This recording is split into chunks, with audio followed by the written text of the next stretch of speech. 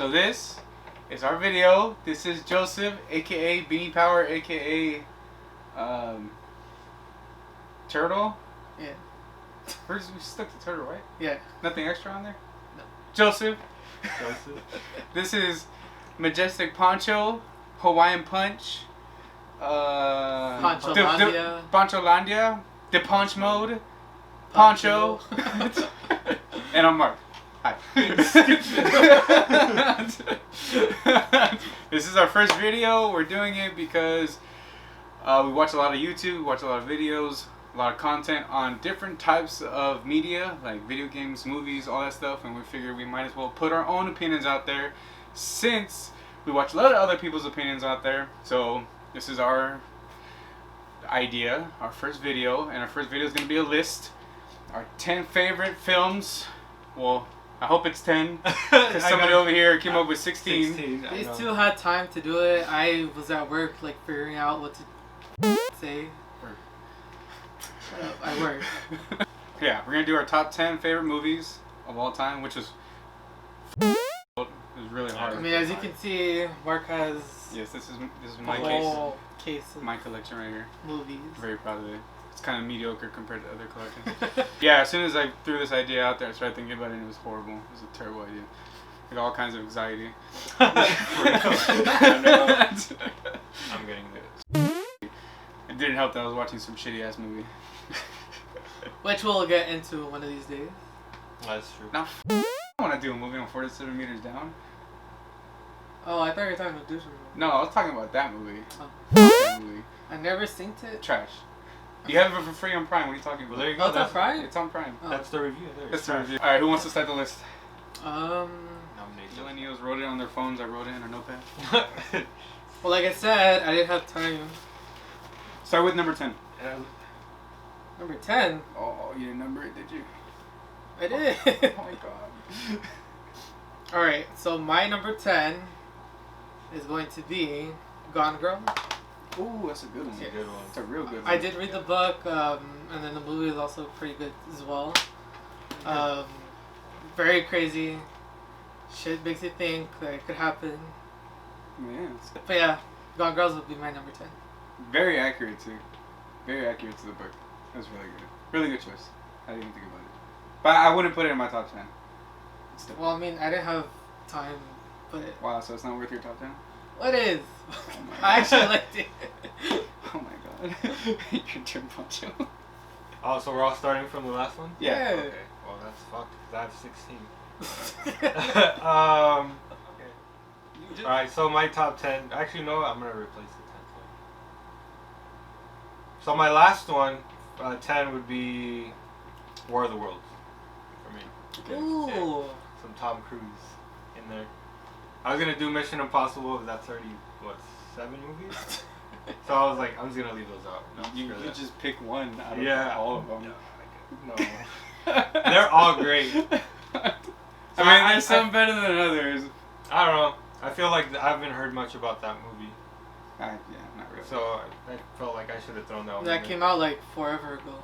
I know. But I mean, it's still pretty good. It's true. It still holds up for me.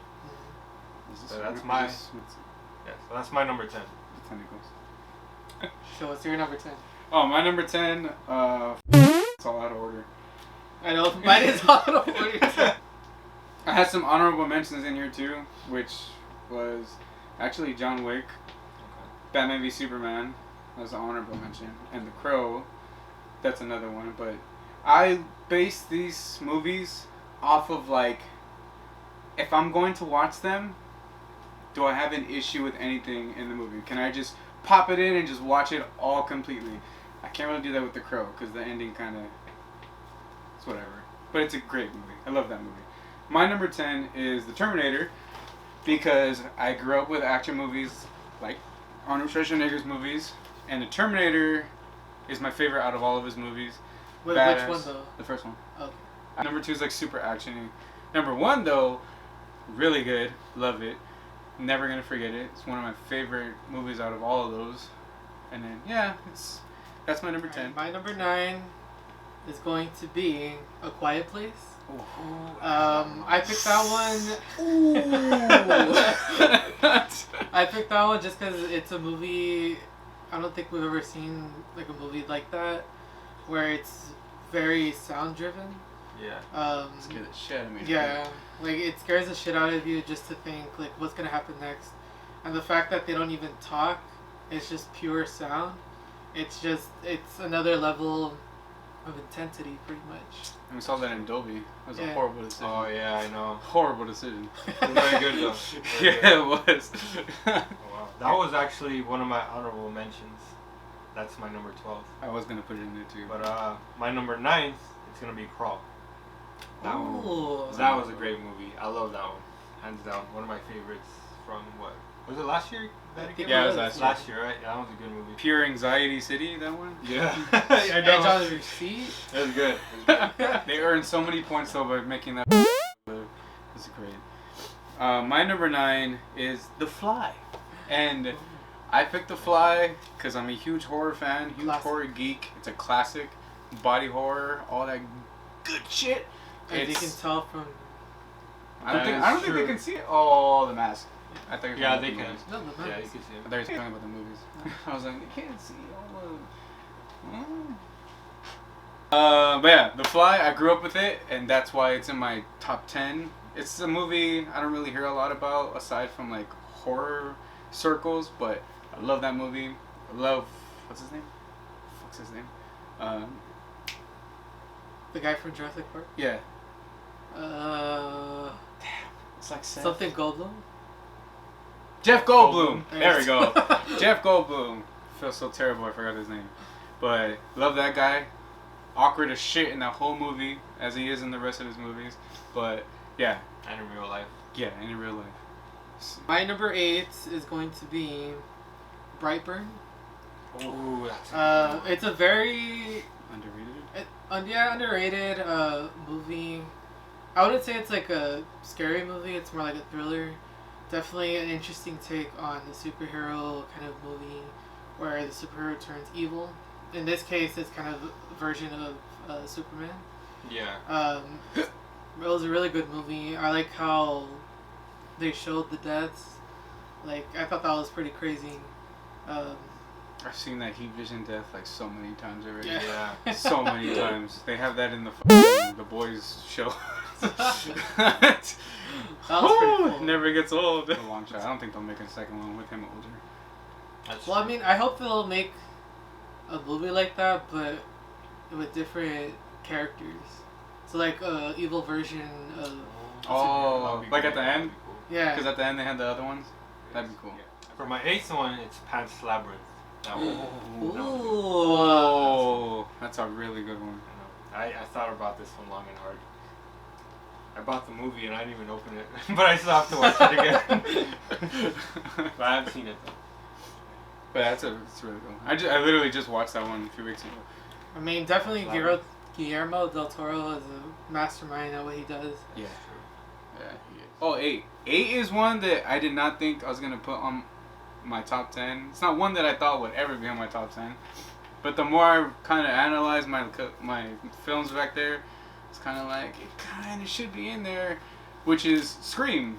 Scream is number 8.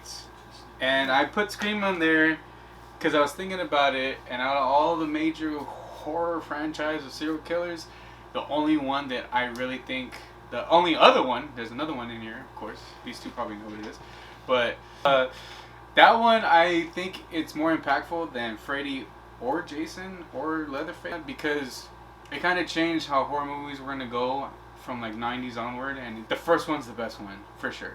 I love the second one too, but the first one just can't beat the killers that show up at the end. Like, they reveal who they are. But yeah, that's my number 8. I love it. Your number 7. Alright, my number 7, it's actually a Pixar movie, which is A Bug's Life.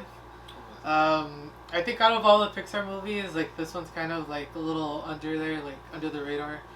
I remember growing up and watching A Bug's Life like constantly. Well, it's because you're old. That's why. Well, I mean, we're almost the same age, so. We're old. Yeah, we're old. That's why it's under the radar. Nobody's talking about it anymore. That's true. I recently just watched it like a couple days ago, and We're only 26. We're not like old. Yeah. That movie's old for us. Well, anyway, yeah, I just started watching it recently, and seeing the movie, like, there's a lot of jokes in there that kind of made me laugh. And wait, are there dirty jokes in there? No, not dirty, but because I don't remember there being dirty jokes. No, just like jokes that you wouldn't get as a kid. Like not dirty adult jokes. Yeah. 7 is Hobbs and Shaw. Oh yeah, I don't have that. Okay, good. Yeah, that one I haven't seen it. So I like. What? Yeah, I haven't seen it. You haven't seen that one? No. You gotta be shitting me. But it is on HBO now, so I'm gonna probably see it. We talked about that movie how many times? A lot of times. I told you about the song. I know, you did. Oh, you did. Yeah. Dude. Anyway, yeah, go on. Oh yeah. So, anyways, I like the Fast and the Furious movies, but I wasn't always that like into them. But after seeing Hobbs and Shaw, I don't know. It felt different. It felt like it could stand on its own, but it was really good. I actually enjoyed Jason and Dwayne together. Dwayne The Rock Johnson. That's actually my favorite out of all of them. Those two together were. That and Fast 5. I mean, as ridiculous as they are, they're still pretty entertaining. That one's fun. My number 7 is actually a change of pace. The Green Mile. I was gonna put that one.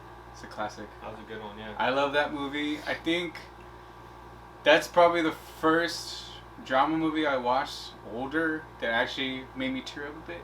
Later on, there's another one on here that did that for me, but only as I got older. When I was a kid, I didn't really get it. But The Green Mile, it's a really good film.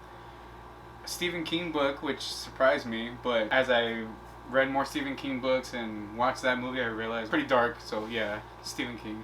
But love Michael Clark Duncan.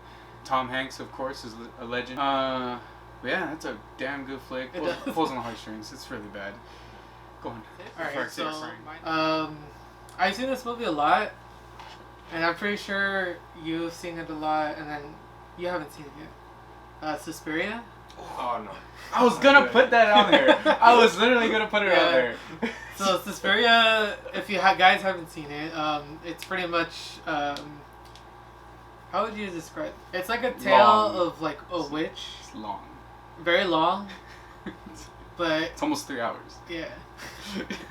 But it's like not your ordinary kind of witch tale. Yeah. It's incorporating like dance and ballet. Super slow too. Very super slow, but it's still very like crazy. Yeah. The ending is crazy as fuck. That put my faith back in Dakota Johnson after watching 50 Shades. She's actually in that movie. So she's the main actress in that movie. Yeah. And then you find out she actually does those dances on her own. Like, she learned how to dance that way. It's not like a stunt double or anything. Yeah, that's her. It's sick. It's a great movie. I think I prefer it over the remake, but yeah, it's a great flick. Really great. And it's not like super scary. It's more like a thriller mixed with like. It's suspense. Yeah, suspense. Suspense. Yeah. Oh, that gets fucking bloody at the end. Super bloody. Definitely watch it if you haven't seen it. For all the bloodless moments throughout the whole movie, it makes up for it at the end. It's just all over the place, all up in your face. So I have to watch that. Yeah, you did. So my 6th movie is American Assassin. Ooh, I was actually gonna put that. The reason why is because that one, I felt like was very under the radar for a lot of people, and it was very underrated. But I actually liked it a lot. It was really good. I didn't see it until you told me about it. Oh yeah, it's a good movie. Good movie. And definitely Dylan O'Brien, like from seeing him in Teen Wolf, and then seeing him in that movie, it's just a big change. It is. Yeah, yeah. Especially like his physique, like definitely. Oh, the change? Yeah, that surprised me. That was pretty cool. Yeah, that's been his body goals for as long as I've known. That is true. Eventually, yeah.